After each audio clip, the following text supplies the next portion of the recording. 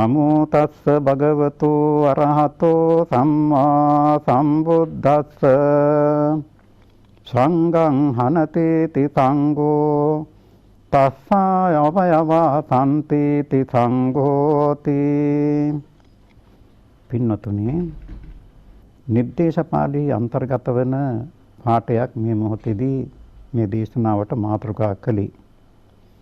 මේ පාඨය සංඝයා කියන්නේ කවුද කියලා පැහැදිලි කිරීම පිණිස යොදාගත් ධර්ම පාඨයක්. සංඝං හනතීති සංඝෝ කියන මේ මුල් පදයේදී මුලින් සංඝං කියලා ලියන්නේ සයන්න බිඳුව දාන්ත්‍ය ගයන්න. හනතීති සංඝෝ කියන අග්ගිත සංඝෝ කියලා ලියන තැන ලියන්නේ සයන්න බිඳුව මහා ප්‍රාණ ගයන්න. මුලින්ම වචන දෙක තේරුම් ගන්න ඕනේ. සයන්න බිඳුව දාන්ත්‍ය ගයන්න ලියන සංඝ කියලා වචනයක් තියෙනවා. සයන්න බිඳුව මහා ප්‍රාණ ගයන්න ලියන සංඝ කියලා වචනයක් තියෙනවා. මේ නිසා සංඝ කියලා શબ્දය ඇහෙන දාන්ත්‍ය ගයන්නෙන් යුක්ත වෙන සංඝ කියන පදයකුත් තියෙනවා. මහා ප්‍රාණ ගයන්නෙන් යුක්ත වෙන සංඝ කියන පදයකුත් කියලා පද දෙකක් තියෙනවා. මේ පළමුවෙන් කතා කරපු පදේ සයන්න බිඳුව දාන්ත්‍ය ගයන්නෙන් පාවිච්චි කරන සංඝ කියන පදෙන් හඳුන්වන්නේ කෙලෙස් ධර්ම හතක්. තණ්හා, ditthi, මාන, ක්‍රෝධ, අවිජ්ජා, කිලේශ, දුෂ්චරිත කියන ක්ලේශ ධර්ම, අනුසය ධර්ම හතක් තමයි සංඝ ධර්ම කියලා උගන්වන්නේ. සප්ත සංඝ පහීනස්ස කියන දේශනා පාඨවල දක්වන්නේ ඔය කෙලෙස් ධර්ම හත ප්‍රහීන කරන්න කියන කියමනයි. එතන සංඝ කියලා කියන්නේ සයන්න බිඳුව දාන්ත්‍ය ගයන්නෙන් කියන මේ සංඝ தত্ত্বය. සංඝං හනතීති කියන තැන සංඝෝ කියන වචනේ පාවිච්චි කරන්නේ අර කෙලෙස් ධර්ම ඝාතනය කරනවායි කියන තේරුමෙන්. ඒතකොට සයන්න බිඳුව මහා ප්‍රාණ ගයන්නෙන් යුක්ත සංඝ කියන පදයෙන් කියන්නේ සයන්න බිඳුව දාන්ත්‍ය ගයන්නෙන් හඳුන්වපු තෘෂ්ණා, ditthi, මාන, ක්‍රෝධ, අවිජ්ජා, කිලේශ, දුෂ්චරිත කියන මේ සප්ත සංඝයන් ඝාතනය කරන විනාශ කරන කෙනාට තමයි සයන්න බිඳුව මහා ප්‍රාණ ගයන්නෙන් සංඝ කියලා කියන්නේ. සංඝං තරණං ගච්ඡාමි කියනකොට අපි අර සංඝ ධර්ම හත නසන කෙනාගේ සරණ යනවා. ඒ නසන කෙනා අනුව අපිත් ගමන් කරනවා කියන එකයි සංඝං තරණං ගච්ඡාමි කියලා කියන්නේ. තස්ස අවයවා සම්තීති සංඝෝ කියලා කියන්නේ අර කෙලෙස් ධර්ම සංඛ්‍යාත තෘෂ්ණා, ditthi, මාන, ක්‍රෝධ, අවිජ්ජා, කිලේශ, දුෂ්චරිත කියන මේ සංඝ ධර්මයන් විනාශ කරන්න අවශ්‍ය කරන අවි ආයුධ තියෙනවා කියන තේරුමෙනොත් සංඝ කියලා හිට මේ සංඝයාට කියනවා. මේ සංඝ කියන වචනෙන් හඳුන්වන මේ පිරිසට මේ තියෙන අවයව මොනවද? සංඝයාගේ තිබෙන කෙලෙස් නතන අවයව මොනවද? අවයව පහක් තියෙනවා.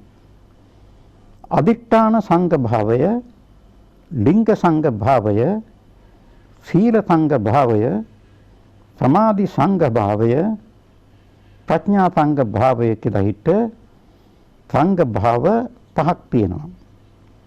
අදිඨාන, ලිංග, සීල, සමාධි, ප්‍රඥා කියන මේ සංඝ භාව පහ. අදිඨාන සංඝ භාවය කියන්නේ මොකද්ද? ලෝවේ ලෝතුරා සම්මා සම්බුදු කෙනෙක් බුදු වෙන්නේ පළමුවෙන්ම අදිෂ්ඨානයේ පිහිටලායි. ඒ අදිෂ්ඨානයේ පිහිටවන එකට කියන්නේ උත්ථාන කියන බුද්ධ භූමිය ඇති කර ගන්නමයි කියලා. උත්ථාන බුද්ධ භූමිය අදිෂ්ඨානය ඇති කර ගන්න කෙනා ඒ අදිෂ්ඨානය ඇති කරන්නේ කරුණු හතරක් මුල් කරගෙන. දුක්ඛ සත්‍ය ප්‍රහීන කිරීමේ අදිෂ්ඨානය, දුක්ඛ සමුදය ප්‍රහීන කිරීමේ අදිෂ්ඨානය, නිරෝධය අවබෝධ කිරීමේ අදිෂ්ඨානය, නිරෝධගාමිනී මාර්ගය අවබෝධ කිරීමේ අදිෂ්ඨානය කියන මේ චතුරාර්ය සත්‍ය අදිෂ්ඨානයෙන් තමයි උත්ථානය ආරම්භ කරන්නේ බෝධිසත්වවරු බුදුවරු. මේ බෝධිසත්ව බුදුවරු අනුගමනය කරන මේ උත්ථානයෙන්ම තමයි අපේ ලෝතුරා බුදුහාමුදුරුවෝ අනන්ත පරිමාණ කාලයක් බුද්ධ කාරක ධර්ම සම්පූර්ණ කරලා ජයශ්‍රී මහා බෝධි මූලදී සම්්‍යක් සම්බුද්ධත්වයට පත් වුණේ. ඒ ලෝතුරා බුදුහාමුදුරුවෝ එදා ඉඳන් මේ සම්බුද්ධ ශාසනයේ මහාන වෙන හැම කෙනෙක්ම මහාන කරන්නේ ওই අදිෂ්ඨානයේ පිහිටවලා. සබ්බ දුක්ඛ නිස්සරණ නිබ්බාන සත්‍ය කරණත්තාය ඉමං කාතාවන් දත්වා පබ්බාජේත මං භන්තේ කියලා මේ අදිෂ්ඨානය ඇති කරලායි සිවුරු පොරවන්නේ. සබ්බ දුක්ඛ නිස්සරණ කියන තැන දුක්ඛ සත්‍ය හා සමුදය දෙක ප්‍රහාණය කිරීමේ අදිෂ්ඨානය. නිබ්බාන සත්‍ය කරණත්තාය කියන තැන නිර්වාණය හා මාර්ගය ප්‍රතිවේද කරමේ කියන අදිෂ්ඨානය. මේ නිසා චතුරාර්ය සත්‍ය අදිෂ්ඨානය බෝධිකාරක ධර්මයෙන් ලෝතුරා බෝධිසත්වයන්ලා පාවිච්චි කරපු අදිෂ්ඨානයේ පිහිටවලා ඒ ශාසනයේ මහාන වෙන හැම කෙනෙක්ම මහාන කරන්නේ මේ අදිෂ්ඨාන සංඝභාවයේ පිහිටවලයි. අදත් බුදුහාමුදුරන් දවස් ඉඳන් අද වෙනකනුත් මහාන පින්කම් මේ පින්නතුන් දැකලා තියෙනවා. ඒ පින්කම් වලදී දකින්නවා මේ අදිෂ්ඨානයේ පිහිටවලයි මේ මහානකම කරන්නේ. අනාගතයේට කාතාව කණ්ඨකයේ අතේ කරේ කහනූල ගැට ගහගන්නේ මේ අදිෂ්ඨානය කියලයි. මේ නිසා සබ්බ දුක්ඛ නිස්සරණ නිබ්බාන සත්‍ය කරණත්තාය කියන අදිෂ්ඨානයේ තියෙන්නේ චතුරාර්ය සත්‍ය අදිෂ්ඨාන කිරීමයි.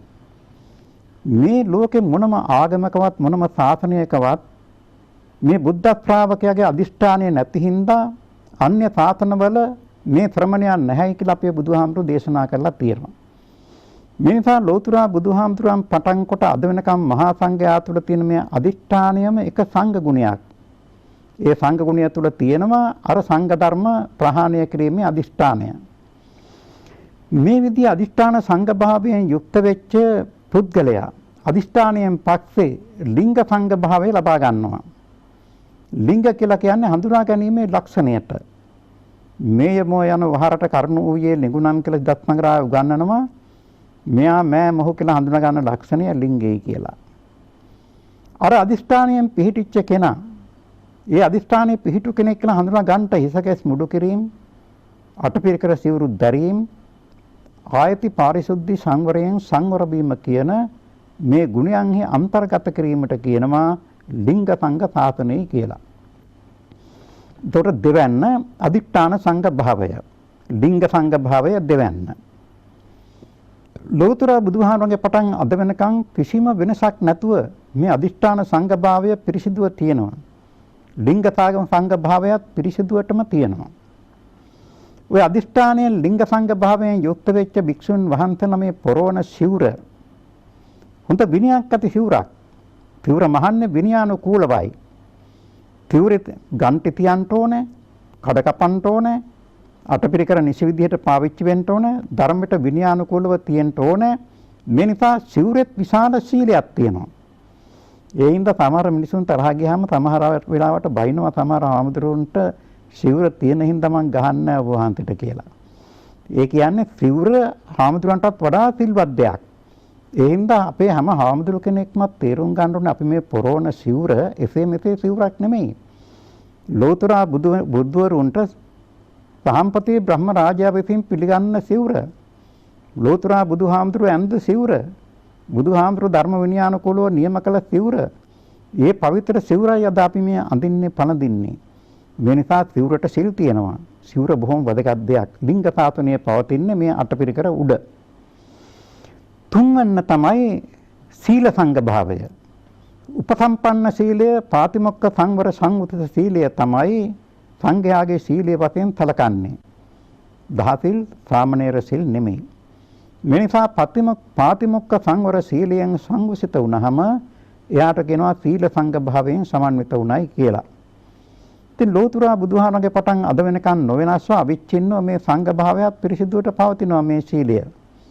අනාගතයටත් ඒ විදිහට පවතිනවා. එතකොට දැන් අපි තුනක් දන්නවා අදිෂ්ඨාන සංඝ භාවය, ලිංග සංඝ භාවය, සීල සංඝ භාවය. ඊළඟ අංගය සමාධි සංඝ භාවය. අපේ හාමුදුරුවෝ වැඩ ඉන්නේ පන්සල් වලනේ, ගෙවල් වල නෙමෙයිනේ. පන්සලක් කියන්නේ බෝධියක් තියෙන, චෛත්‍යයක් තියෙන, විහාරයක් තියෙන, ප්‍රතිපිළිමයක් තියෙන, ත්‍රිපිටකයක් තියෙන, ධාතු කරඬුවක් තියෙන තැනක්නේ. උදේ අවදි වෙච්ච වෙලේ ඉඳන් හාමුදුරුවන්ට පේන්නේ විහාරය, බුදු පිළිමය, ධාතු කරඬුව, බෝධියනේ. බුද්ධානුස්සතියෙන් යුක්තයි හාමුදුරුවෝ හැමතිස්සෙම. ඒ හාමුදුරුවෝ හැමතිස්සෙම ධර්මයේ සිහි කරන්නේ ධම්මානුස්සතියෙන් යුක්තයි. ඒ හාමුදුරුවෝ දකින්නේ සංඝයා වහන්සේ සංඝානුස්සතියෙන් යුක්තයි. මේ නිසා උදේ ඉඳන් නින්දට ඇස් පියවෙන තාක්කල් ඇයි පියුණාට පස්සේ හිතන තාක්කලුත් බුද්ධානුස්සතියෙන් ධම්මානුස්සතියෙන් සංඝානුස්සතියෙන් අපේ වර්තමාන හාමුදුරුවෝ පරිපූර්ණයි. ලෝතුරා බුදුහාමරගේ පටන් එන මේ ත්‍රිවිධ අනුස්සති සමාධිය අපේ හාමුදුරන්ට අදත් තියෙනවා. මේක වෙනස් වෙලා නැහැ. අනාගතයටත් අපි මේක ව්‍යාප්ත කරනවා. ඊළඟ සංඝභාවය තමයි අපේ හාමුදුරුවෝ මේ ත්‍රිවිධ අනුස්මෘතියෙන් යුක්තව ඉන්න වාගෙම සියලු ගිහි මිනිසුන් කෙරෙහි මෙත්තා කරුණා මුදිතා උපේක්ෂාවන්ගෙන් යුක්තවයි කටයුතු කරන්නේ. ඒ නිසා භික්ෂුන් වහන්සේ තුල මෙත්තා කරුණා මුදිතා උපේක්ෂා කියන බ්‍රහ්ම විහරණ සමාධියත් අත්‍යන්තයෙන්ම තියෙනවා. ඒ හින්දා වර්තමාන හාමුදුරුවෝ ගැන අපි අඩු තක්සේරුවක් කරන්න එපා. මේ ಗುಣ තියෙනවා. ගුණය මේ සමාධියෙම විපස්සනා සමාධි ගුණය. අපේ හාමුදුරුවෝ හැමතිස්සෙම කියන්නේ මේ පින්නතුනි සියල්ල අනිත්‍යයි දුක්ඛයි අනාත්මයි කියලානේ. නිට්ටයයි සුඛයි ආත්මයි කියලා කවදාවත් කියන්නේ නැහනේ. අනිත් දුක්ඛ අනාත්ම කියලා කියන්න නම් අනිත් දුක්ඛ අනාත්ම හිතලා තේරුම් ගන්න තියෙන්න එපා. අනිත් දුක්ඛ අනාත්ම තේරුම් ගැනීම විදර්ශනා ඥානයක්නේ. ඒ මෙනෙහි කර කර ඉන්න එකම විපස්සනාවක්නේ. ඒ නිසා විපස්සනා සමාධියත් මේ හාමුදුරුවන් ගාව තියෙනවා. දෝතුරා බුදුහාරංගේ පටන් අද වෙනකන් අවිච්ඡින්නව මේක ලැබිලා තියෙනවා. අනාගතයටත් අපි මේක ඉදිරියට පරිවර්තන පවත්වාගෙන යනවා. ඒ වගේම ඊළඟ සංඝ භාවය තමයි ප්‍රඥා සංඝ භාවය. අපේ හාමුදුරුවන් වහන්සේලා ප්‍රේම තිස්සම සීලය පිළිබඳ ප්‍රඥාවෙන් යුක්තයි. චිත්ත සමාධිය පිළිබඳ විපස්සනා සමාධිය පිළිබඳ ප්‍රඥාවෙන් යුක්තයි. බුදුහාමුදුරුවෝ දේශනා කළ ත්‍රිපිටකය නිතර හදාරනවා, පරිශීලනය කරනවා, විමර්ශනය කරනවා. එයින් තමන් වහන්සේගේ ප්‍රඥාව ලැබෙනවා. සුත ප්‍රඥාව වශයෙන් උත් ලැබෙනවා. ඒ වගේ මේ සුත ප්‍රඥාව අපේ හාමුදුරුවන් වහන්සේලා විසින් අනුක්‍රමයෙන් මාර්ගඵල දක්වා මග්ගානුමග්ග පටිපන්න ප්‍රඥාවෙන් සමන්විත කරගෙන තියෙනවා.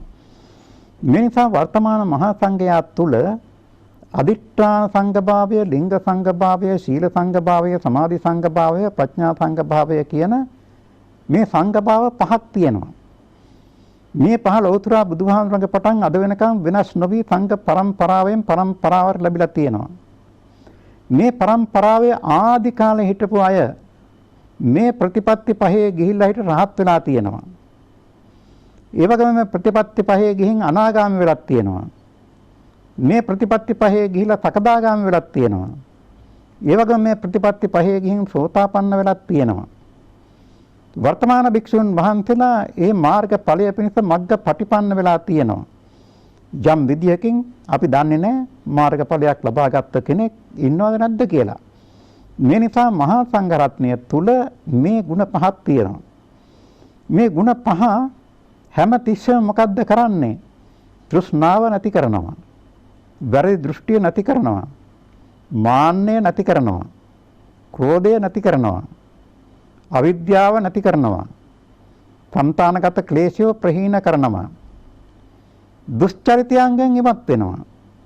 එතකොට මේ කරුණු 7 සංඝ කරුණු 7 ඉවත් කිරීම පිණිස අදිඨාන, ලිංග, සීල, සමාධි, ප්‍රඥා කියන ගුණාංග පහක් උපකරණ වශයෙන් වර්තමාන හාමුදුරන් වහන්සේලා පාවිච්චි කරමින් තමත විදර්ශනාවෙන් නිවනක් බලාපොරොත්තුව ක්‍රියා කරන බව අපට පැහැදිලිව පේනවනේ පින්නතුනි.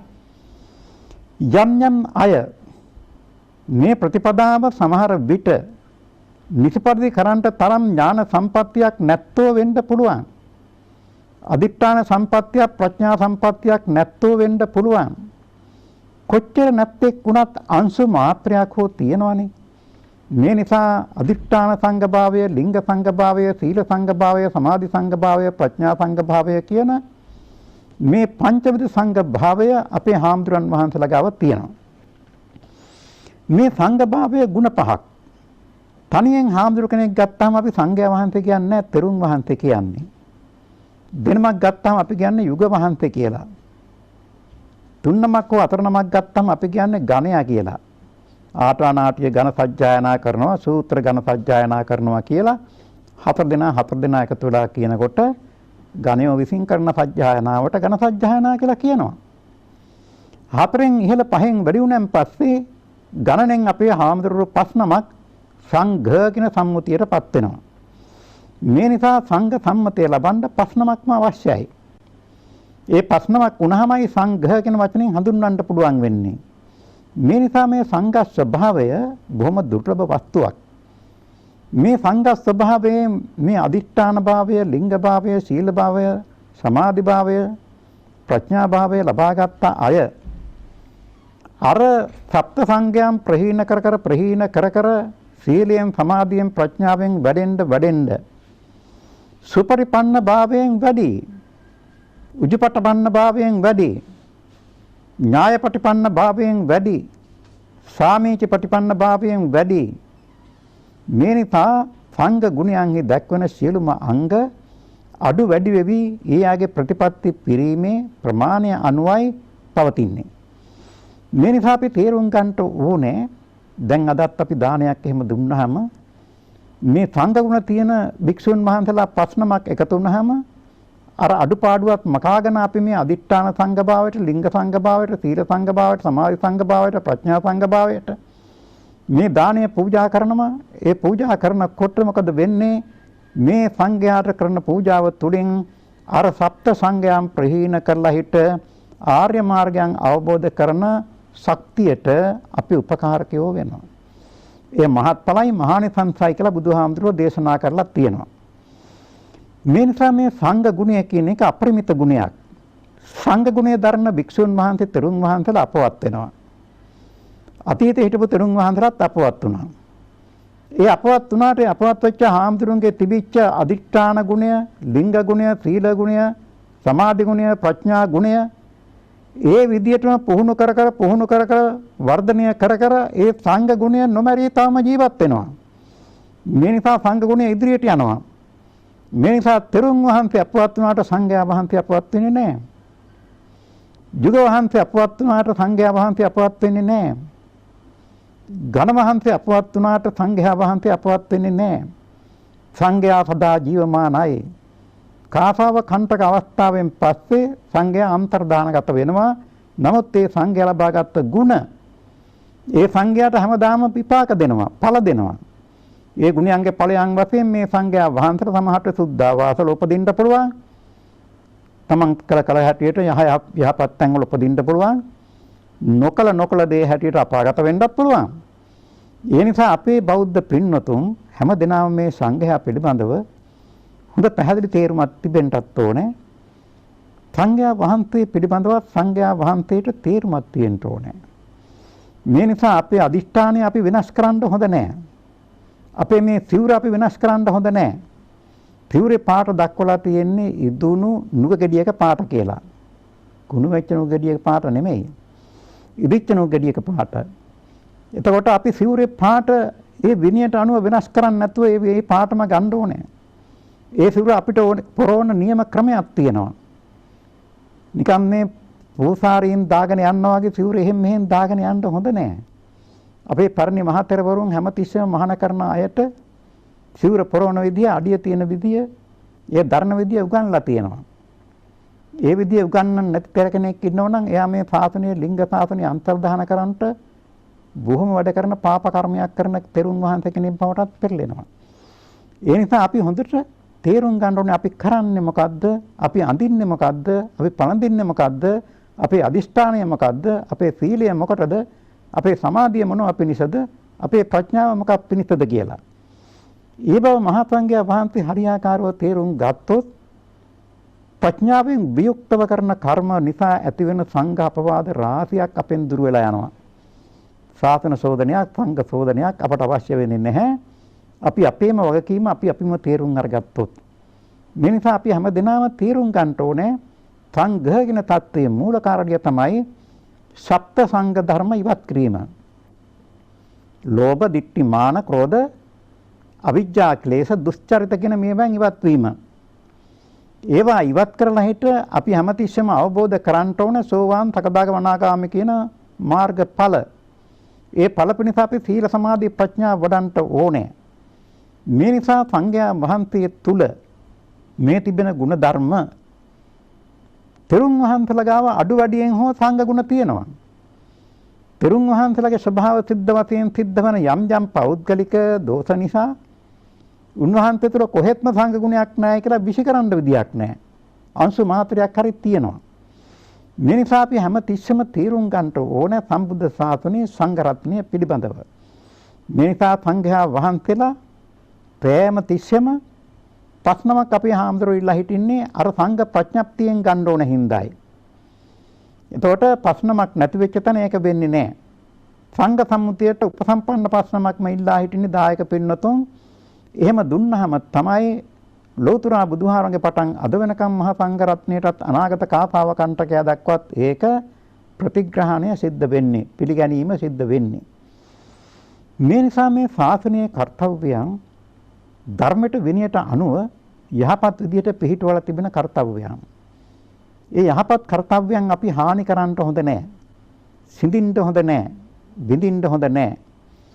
අපි දැකලා තියෙනවානේ සමහර හැදිච්ච කෙනෙක් ඇඳුමක් ඇඳත් ඒක හරි විදිහට අඳිනවනේ. ඉතින් අපේ හාමුදුරුවෝ අපේ ඇඳුම අඳිනකොට හරි විදිහටම අඳින්න ඕනයි කියලා දන්නවනේ. අමුතුවෙන් කියන්න ඕනේ නෑනේ. මේ නිසා අපි හැම තිස්සෙම අපේ ක්‍රියාකලාපය පිළිබඳව තමන් සිල්වත්ද, තමන් සමාධිමත්ද, තමන් ප්‍රඥාවන්තද කියන මේ කරුණු තමන්ගේ අදිෂ්ඨානය බිඳෙයිද, තමන්ගේ අදිෂ්ඨානය කෙලෙසෙයිද කියන මේ කරුණු සෑම තිස්සෙම අපි මෙනෙහි කරන්න ඕනේ. දස ධම්ම සූත්‍රයේ උගන්ලා තියෙනවා මේ මෙනෙහි කිරීම පිළිබඳව. මේ නිසා මේ විදිහේ ගුණ සමුදායකයෙන් යුක්ත වෙච්ච දුර්ලභ සංඝ ගුණයක් අපට ලැබිලා තියෙනවා. සංඝ ගුණය කවදාවත් අපවත් වෙන්නේ නැහැ. සංඝ ගුණය ධර්ම ස්කන්ධ පරම්පරාව තමයි මරණයටපත් වෙන්නේ. ඒ වුණාට සංඝ ගුණය තාතෑද කෑම කල්හිම පවතිනවා. ඒක කවදා හෝ කෙලවර වෙන්නේ රහත් භූමියෙන් හෝ අනාගාමී භූමියෙන් හෝ සකදාගාමී භූමියෙන් හෝ සෝතාපන්න භූමියනොයි. මේ නිසා මේ සංඝ භූමිය කවදා හරි නිර්ර්ථක වෙන්නේ නැහැ, සාර්ථක වෙනවමයි කියන අදිෂ්ඨානය තේරුම් ගැනීම, වැටහීම අපේ භික්ෂු භික්ෂුණී උපාසක උපාසිකා කියන තිව්වන පිරිස තුලම හොඳට පැහැදිලිව තියෙන්න ඕන ධර්මතාවයක්. මේ ගුණධර්ම තියෙනවා නම් මේ භික්ෂුන් වහන්සේ හැමතිස්සෙම සුපටිපන්නයි කියන මේ සංඝ ගුණ වලින් යුක්තයි. මේ නිසා අපිට හුඟක් වාසනාවන්තකමක් තියෙනවා පින්නතුනි. ලෝකේ මොනම තැනකවත් නොලැබිච්ච ස්වයංපු ඥානයෙන් ලැබිච්ච ශාස්ත්‍රුන් වහන්සේ කෙනෙක් ඉඳීම. මේ ලෝකේ මොනම විද්‍යාඥයෙක්වත් උගන්වපු නැති විදිහට විනිවිද ගිය ශ්‍රී සද්ධර්මයක් ලැබිලා තිබීම. මේ ලෝකේ මොනම තැනකවත් දකින්න නොලැබෙන අති ශ්‍රේෂ්ඨ නොමරණ ශ්‍රාවක පරම්පරාවක් ලැබිලා තිබීම. මේ නිසා මේ බුද්ධ රත්නය, ධම්ම රත්නය, සංඝ රත්නය කියන මේ රත්නත්‍රයෙන් අපි සෑම තිස්සම ආශිර්වාද ලබනවා. ඒ හින්දා ඒතේන සච්ච පච්චේන හෝතු තේ ජය මංගලං කියලා ප්‍රාර්ථනා කරනවා. මේ නිසා අපි බෞද්ධ සබ්බ මංගලං කියන මේ වචනේ පාවිච්චි කරනකොට සබ්බ බුද්ධානුභාවේන, සබ්බ ධම්මානුභාවේන, සබ්බ සංඝානුභාවේන කියනකොට මෙනෙහි කරන්නේ ඔය කියන ගුණාර්ථයි. පුද්ගලයෝ නෙමෙයි. මේ නිසා ඒ ගුණාර්ථයන් තුල තියෙන පවිත්‍රකම, නිර්මලකම, පිරිහිදුකමම තමයි අපට තියෙන සරණය. මේ නිසා අපි හැම තිස්සෙම මේ ලෝකේ හැම දිනාටම සරණයක් වෙන්න ඕනේ, පිහිටක් පිණිස පවතින්න ඕනේ. මහානකම කියන එක අපේ පුද්ගලික ජීවිතීය වස්තුවක් පමණක් නෙමෙයි. අනන්ත පරිමාණ සතර දුකින් පෙළෙන සත්වයන්ගේ පොදු අයිති වස්තුවක් බව නිතරම කල්පනා කරන්න ඕනේ. පරපටිපද්දා මේ ජීවිකාති කියලා බුදුහාරෝ දේශනා කළේ ඒකයි. මේ නිසා අපි හැම දිනාම මේ සංඝ සරණ ගිහිල්ලා මේ සංඝයාගේ සරණ තුලිනුත් අපේ සකල දෝෂාන්ධකාර නැති වෙලා, සියලුම කෙලෙසුන් නැති වෙලා නිර්වාණ සම්පත්තිය අපේ හැමතෙම සාක්ෂාත් වේවා කියලා සාදු කියලා ප්‍රාර්ථනා කරමු. එත්තාවතාච අම්මේහි සම්පදම් පුඤ්ඤ සම්පදං සබ්බේ දේවා අනුමෝදන්තු සබ්බ සම්පත්ති සිද්ධියා.